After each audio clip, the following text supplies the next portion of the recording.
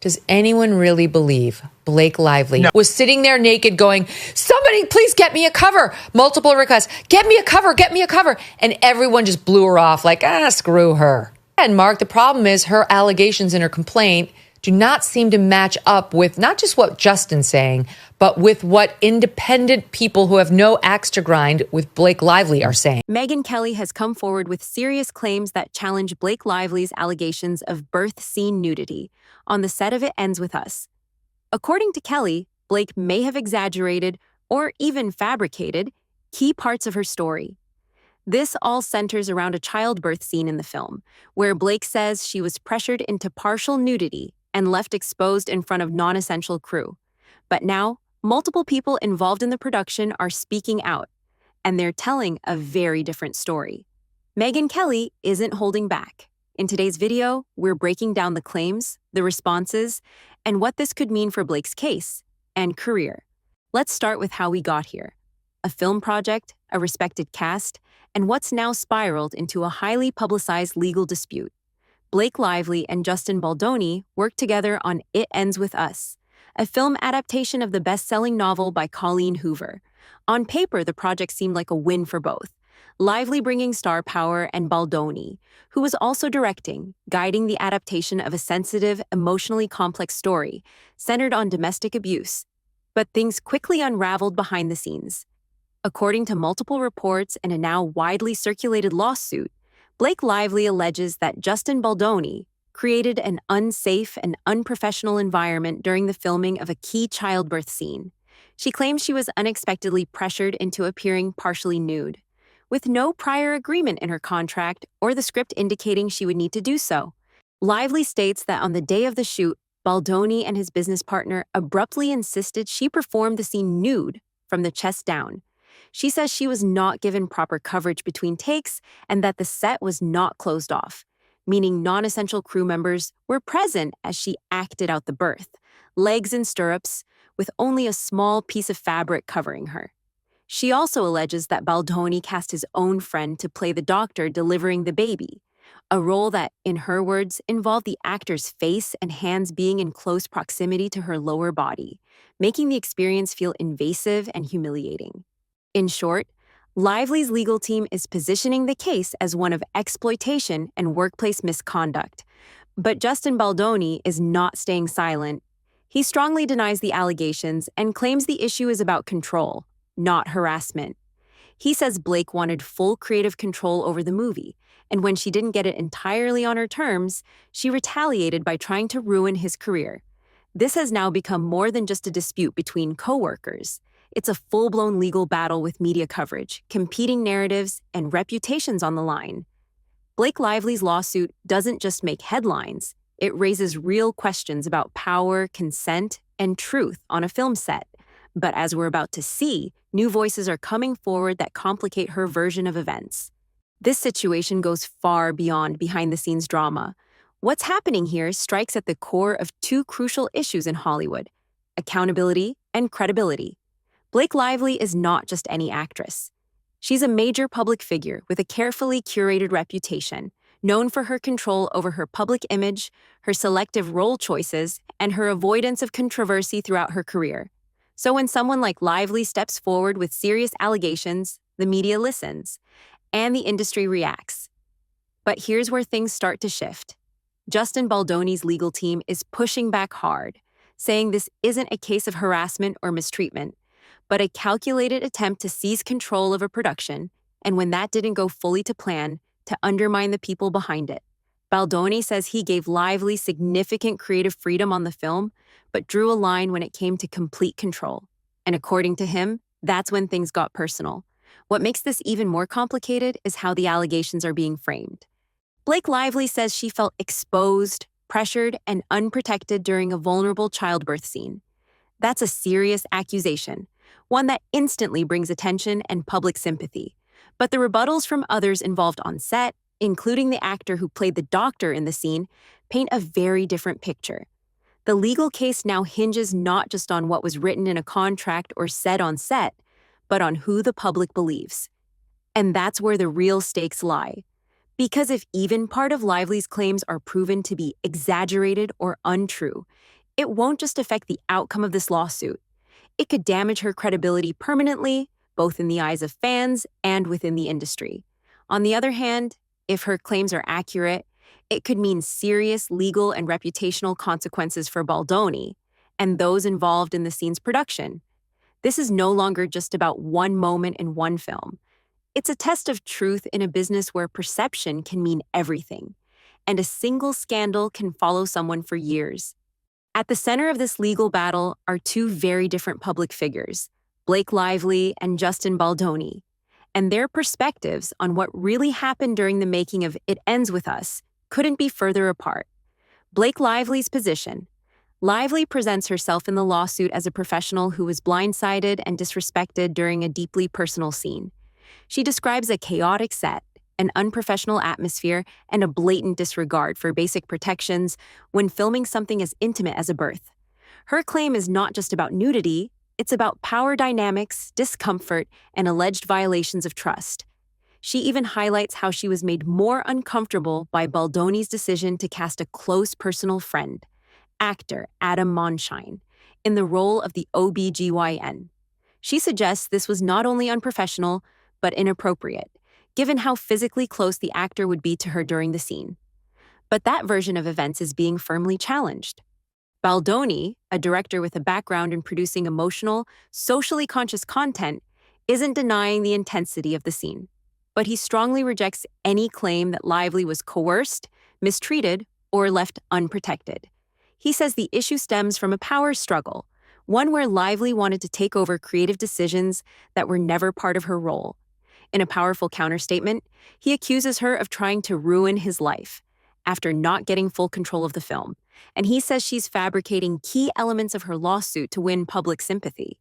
She's a psychopath, and she's made this stuff up. She's making this stuff up because she wanted to wrest control of the movie away from me, and ultimately she did get control of the movie and then tried to ruin my life.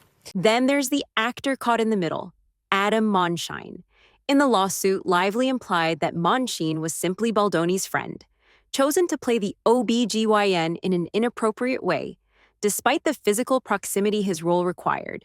But Monshine has since spoken out, offering a completely different version of what happened. He's a legitimate actor. Once again, he says she was wearing clothing. He said her costume included a full hospital gown, black shorts, and torso-covering prosthetic to make her appear pregnant, in addition to whatever personal garments she chose. He says the set was professional. He says Blake was fully clothed, wearing a hospital gown, black shorts, and a prosthetic belly. And more importantly, he says there was nothing inappropriate or unprofessional about the way the scene was handled. Monshine even calls Lively's suggestion that he wasn't qualified offensive, citing his advanced training, theater background, and experience in television and film. And perhaps most damning for Lively's case, he says she never once expressed discomfort or made any complaint during the shoot. So who do you believe? You have a high-profile actress saying she was mistreated and humiliated, and you have not just the director, but a trained actor with no direct stake in the outcome saying none of it ever happened.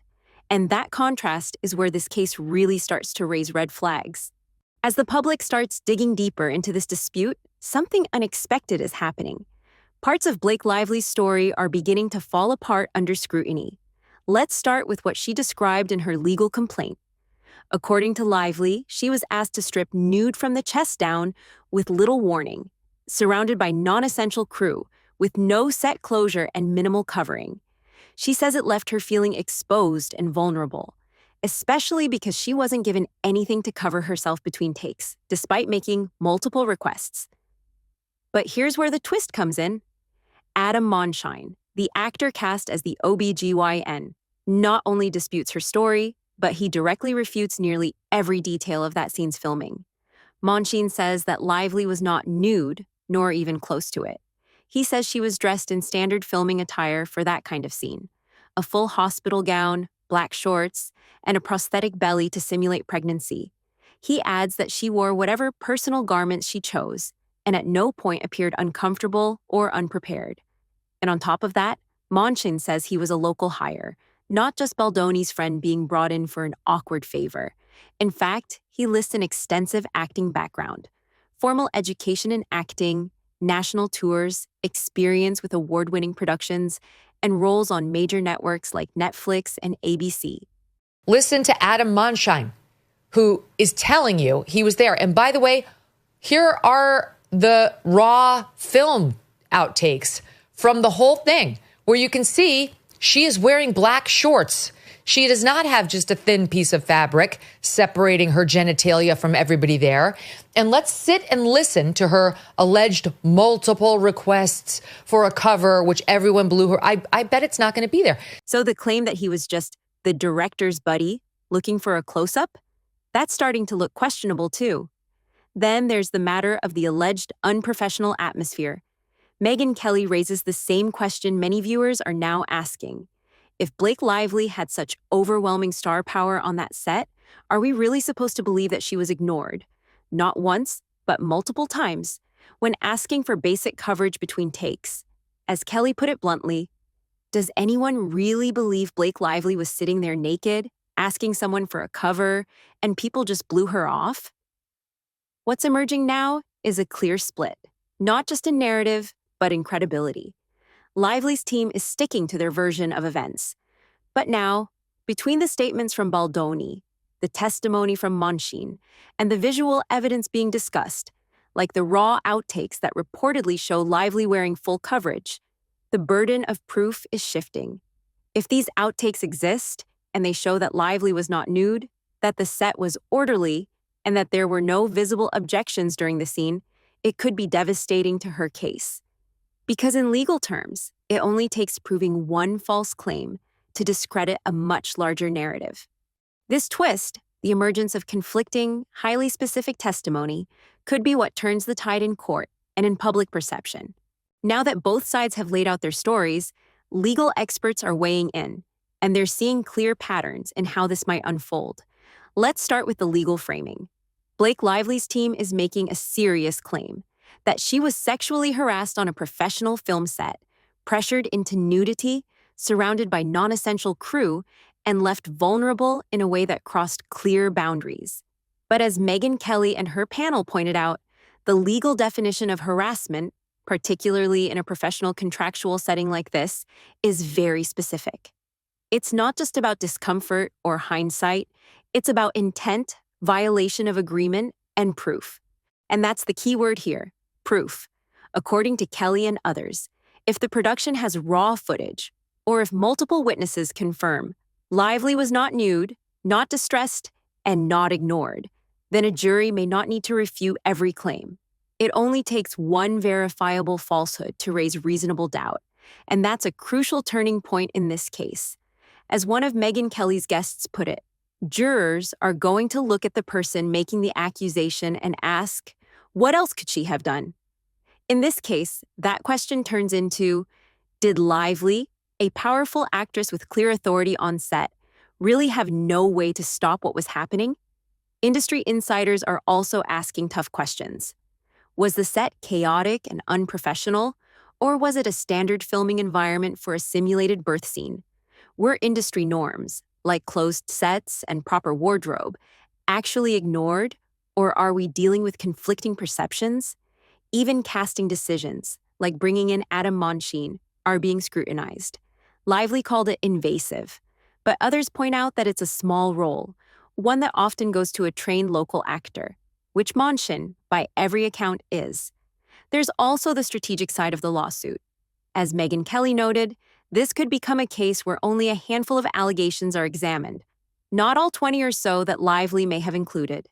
If Baldoni's team can disprove even a few of the more severe claims, such as the nudity allegation during the birth scene, they can potentially discredit the rest of the testimony. And that's not just a legal win, it's a public narrative win too. Because once doubt is cast, especially in a case this high profile, the damage is done. And for someone like Blake Lively, who has built her career on trust, elegance, and professionalism, doubt alone could be more damaging than any verdict. At this point in the case, the narrative has shifted significantly. Blake Lively came forward with a lawsuit that, on the surface, painted a picture of a toxic, exploitative filming environment. Her claims centered on an intense birth scene, alleging she was pressured into partial nudity, denied basic protections, and placed in an extremely vulnerable position. But now we're seeing a different side.